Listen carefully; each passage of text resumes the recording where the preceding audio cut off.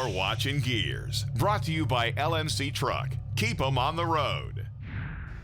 Hey, welcome to Gearz. You know, a while back I was at a car show talking to some of you guys out there. You know who you are. And you asked if I was ever going to do something with a sedan delivery or an old panel truck.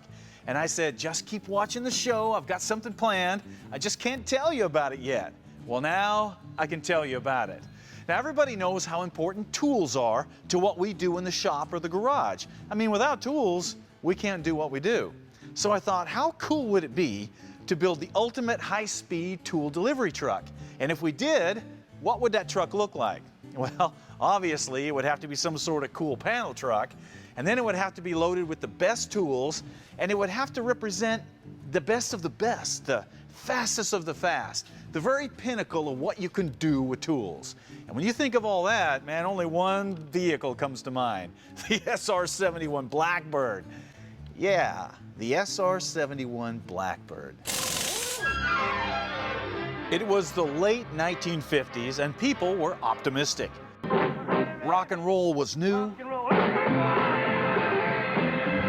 A rare masterpiece in all the things that make a Cadillac. Cars had fins. There is its clean, graceful symmetry of line.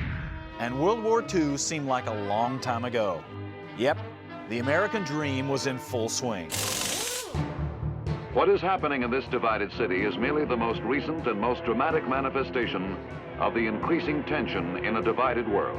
But for the men and women in the military, that dream was quickly becoming a nightmare because the Cold War was upon us. Communism was on the rise. Only 90 miles from the United States, where Castro has admitted his communist sympathies and where communist propaganda is being manufactured and communist leaders are being trained for export to every nation in Latin America. Nuclear weapons were being developed around the world. Strategic weapons at the president's disposal include the continent-spanning Atlas missile, which is capable of carrying a nuclear warhead into the very heart of the enemy's territory. And America and Russia were locked in a race for not only air superiority, but for outer space as well. All of this meant that America needed a way to keep tabs on what was going on around the world. And the best way to do that was with a spy plane. Now, spying on an opponent or an enemy to learn their strengths and weaknesses, man, that's been around forever. I think that's the second oldest profession. But in World War II, spying or aerial reconnaissance usually involved a guy hanging out of a slow-moving aircraft with a camera. Well, in the jet age, with radar and missiles, fire. Man, that wasn't going to cut it. So, in the 50s, Lockheed started developing a special spy plane. And in 1959, they came up with a breakthrough in design and shape that would make a plane virtually invisible on radar. And it was just in time, too, because shortly thereafter, Gary Powers was shot down in his U-2 spy plane over Russia. And the order came down for President Eisenhower to build the impossible, a plane that flew so high and so fast that it could never be shot down or captured. So Lockheed did the impossible. They built the SR-71 Blackbird.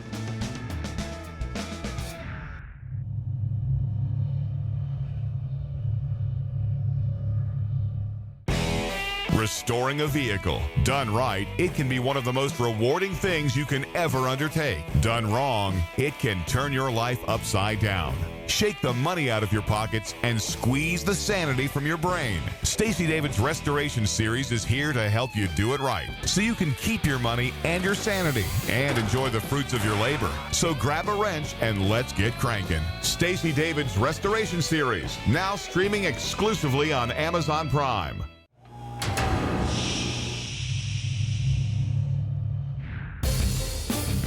The SR-71 Blackbird was like nothing anybody had ever seen. Measuring a little over 100 feet long, it looked like a needle with wings. The shape of the fuselage was completely revolutionary for the time because it was flattened down and the sides were shaped into little fins that ran the whole length of the fuselage. This design reduced radar cross-section by 90% and at the same time increased lift and performance. You can see the rudders are canted in some. It's so that the radar would bounce off the rudders away from the receiver of the radar. And that was another reason for the chine the flared area along the side.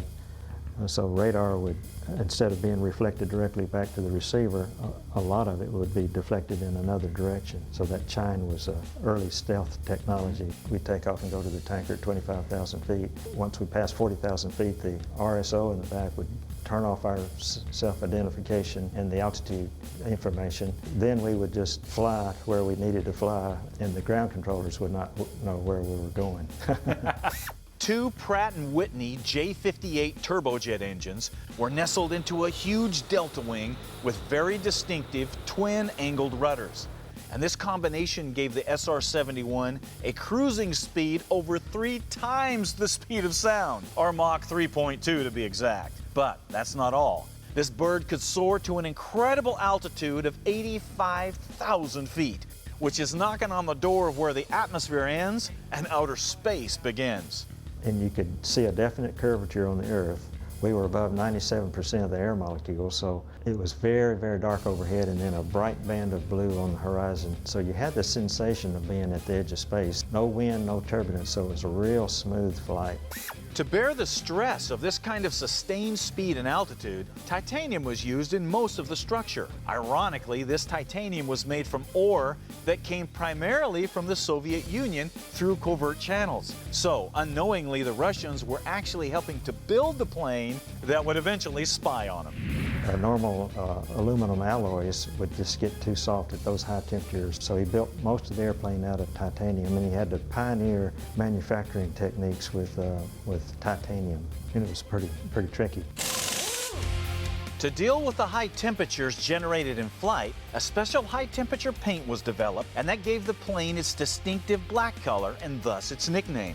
The body panels were designed to fit loosely on the ground, causing the airplane to leak fuel on the tarmac. Of course, once in the air, everything would heat up and expand a few inches, sealing everything up. So you'd go out to fly the airplane, and there would be a big puddle of fuel underneath the airplane. It was a special fuel called JP7. It had a high flash point, and they told me you could just throw a match in that fuel under the airplane, it would put the match out. I never did actually try that, but that's what they claim. Due to the incredible stress that occurred during flight, the SR-71 required extended turnaround time between flights because it was common for the planes to return with rivets missing and delaminated panels or other parts needing repair or replacement. So maintenance was an ongoing thing to keep the SR-71 flying, kind of like a supersonic Harley. The two-man crew was protected by special pressurized flight suits that looked like something astronauts would wear. If you're above 63,000 feet and you lose pressure on your body, your blood starts to boil. It always ruins your whole day whenever your blood starts boiling. Yeah, I would think that'd be a problem. So the pressure suit would keep us alive until we got down. And the plane carried no weapons because the Blackbird's extreme speed and high altitude meant it could outrun or outfly any rocket or jet or missile in existence. A fact that was proven time and time again, as literally thousands of missiles were fired at SR-71s over its 35 years of service, and never once was one shot down or captured. When the pilot put the hammer down on the SR-71, everything else was left choking in the dust. When that afterburner lit, you could feel a kick in the pants. So, just how fast was the Blackbird? Well, it was fast enough to fly from Los Angeles to Washington, D.C. in under 68 minutes. So we took off from Palmdale on March the 6th, 1990, got a full load of fuel and then left the burners. And when we crossed the East Coast, the Blackbird had set a new transcontinental speed record for an airplane. So no airplane has ever crossed coast to coast across the United States faster than the Blackbird did that day. They wanted us to make a couple of passes for the crowd, so we circled around and then we made our low approach just below 200 feet and lit the afterburner for the crowd so they could feel the power of those two big engines and see the beauty of those orange plumes coming out of the back of that beautiful black airplane. Even though I was the pilot and JT was the RSO, we were just lucky to be the crew that day. It could have been any of the crews could have done the same thing, so it's the Blackbird's record.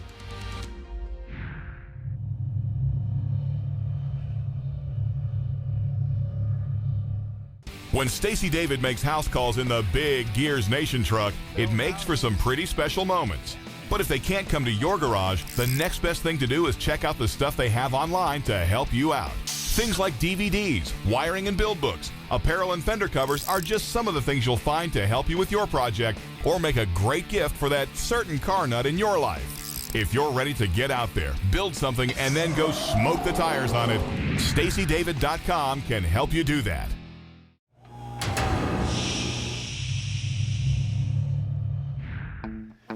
Okay, with the SR-71 as the inspiration for a hot rod tool truck, the first challenge is deciding what truck to start with. And since 1959 was a pinnacle year in stealth technology and the design of the unique shape of the SR-71, I figured a 59 Ford panel would be a great truck to start with. Now, I know a lot of you guys are laughing because the late 50s have long been considered to be a time when most car designers lost their minds. And the late 50s Ford trucks are not the most attractive trucks ever built, especially compared to the earlier 50s Fords and Chevys. Excessive chrome, toothy grills, quad headlights, big fins, these were all the rage on cars. But when you put that stuff on trucks, it didn't work as well. People didn't like it, they just didn't buy them. You ended up with something that looked really unconventional. But the SR-71 was unconventional too. And that's why a 59 Ford panel is the perfect vehicle to build the SR-71 rapid tool delivery out of. We got on one hand a flying needle, and on the other hand, a lumbering haystack. We just need to put a little of that needle into this haystack. Now, with any project, it should always start with a solid assessment of what you have. And as you can see, we have a very straight body here with the typical old car issues like various dents here and there, waves in the lower rockers and doors, and misalignment of body panels and doors, you know, that kind of thing. But there's no evidence of crash damage or severe rust, so that's good. The cargo area was a nice surprise because the truck still has the original wood floors and inner panels, both of which are usually destroyed or missing. This is a good indication that this rig was probably a shop truck or a hippie van. Go ahead, hit it, man.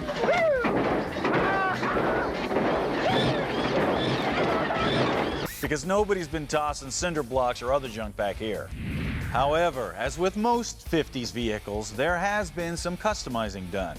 The front seats appear to be out of a 70s van, and the chain steering wheel was probably added in the 80s. But as you can see, the dash survived the big stereo era of the 90s and is uncut and original, giving us a great starting point to work with. When you open the hood, you'll notice that somebody dropped in a big block Ford 460 and a C6 tranny to give the truck some power. Of course, this is nowhere near the power we plan on stuffing into this thing, but at least this engine runs and drives. I always thought I wanted a chain steering wheel. No.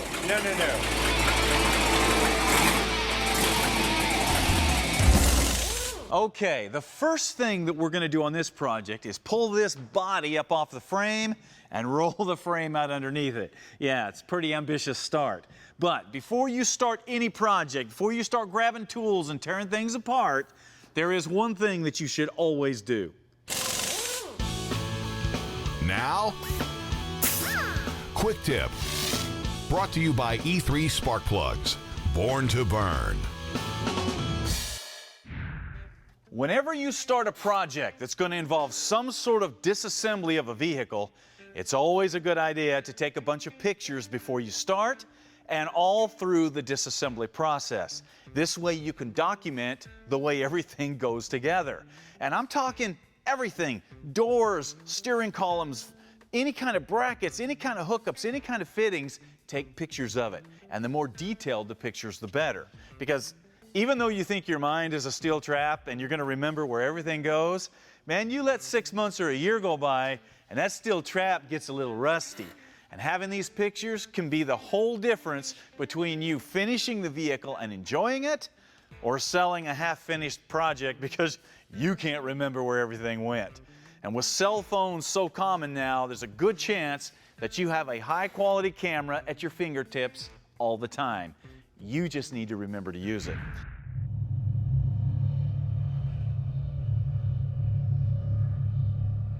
If you've got a cool project and would like to show millions of other gearheads what you're working on, you need to join Gearz Nation. This is a free, interactive online community of auto enthusiasts that will allow you to learn from, share with, and encourage others, and at the same time, show off your project. There are also premium memberships available for access to special merchandise and the entire Gearz catalog. If you're into mechanical things, you're welcome on Gearz Nation. And who knows, you might even see your project on TV.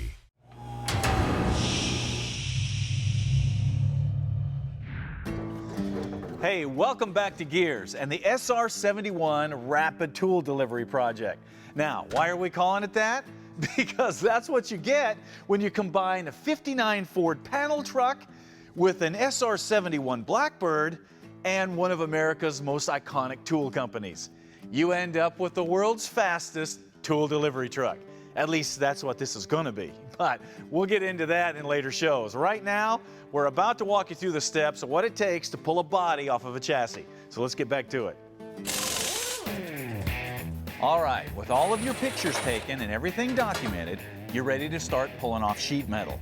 This means the hood, the grille, the bumper, the headlight assemblies go first, followed by the inner and outer fenders. Now be aware that there could be some wiring, plumbing, or fuel lines attached to the fenders, so you'll need to remove that as well. The radiator and the core support are the last pieces to come off of the front. Okay, with the front disassembled, now we are ready to start unhooking everything that connects the body to the chassis. For example, the steering column, the pedals, and any linkage that goes with that. The wiring, the plumbing, the brakes, emergency brake cables, everything. Now, at this point, you've got a choice. If you're going to do a restoration and you're going to reuse some of this stuff, then you have to carefully disassemble everything like we did the front sheet metal and catalog it so you can reuse it. However, if you're going the custom route, you're not going to reuse all this stuff, then you can take it apart as quickly as possible.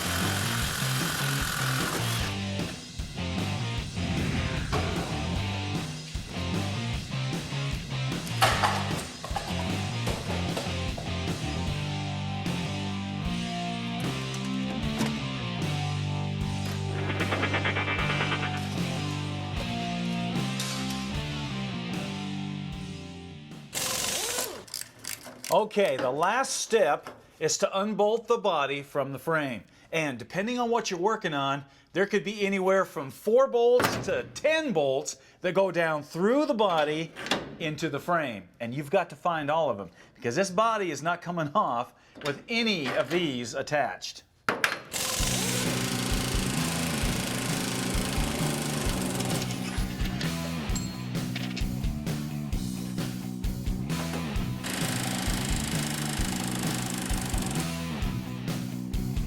Once everything is unbolted, you're ready to lift the body off. And on a panel truck, it's going to be fairly heavy. So it's a good idea to use a lift if you have one.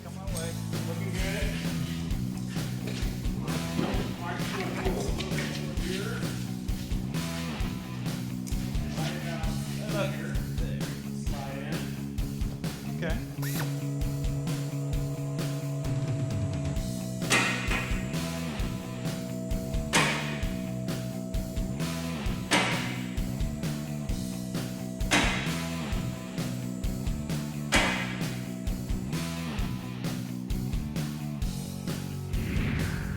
With the body lifted out of the way, now you can just roll the old chassis out from under it.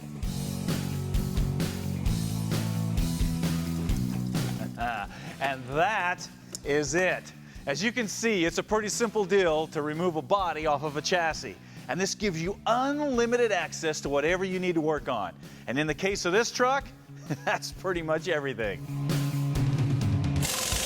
And now, what are you working on?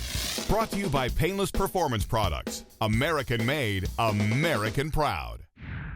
Today's What Are You Working On comes from Brody Keller from Harvard, Illinois. And Brody's project is a 1958 International Travelette. Now, you're probably thinking, what the heck is that? Well, take a look. That's right, it is a four-door factory pickup, long before four-door pickups were popular. Now, you might be thinking, how did a kid get into internationals? Well, it just so happens that Brody's dad, Mike, also has a 61 International Travelette, and Brody looked at him one day when he was about 12 and said, "Dad, I want to get a truck like that." To which his dad said, "Well, good luck. They only made 17 of them."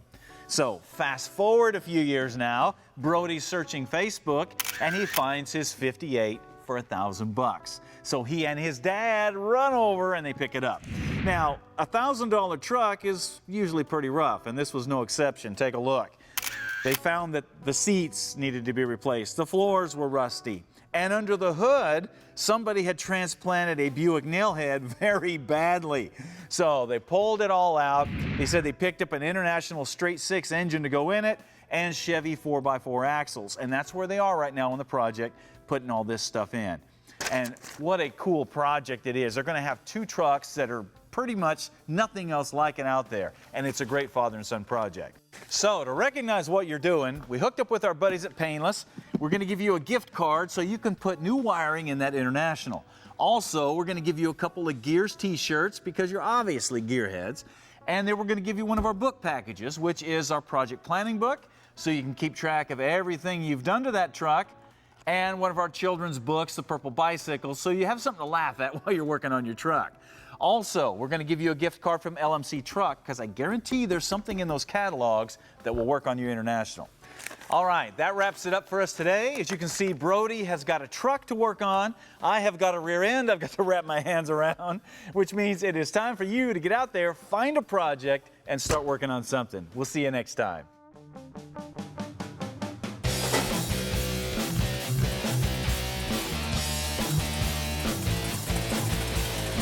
always thought I wanted to change steering wheel.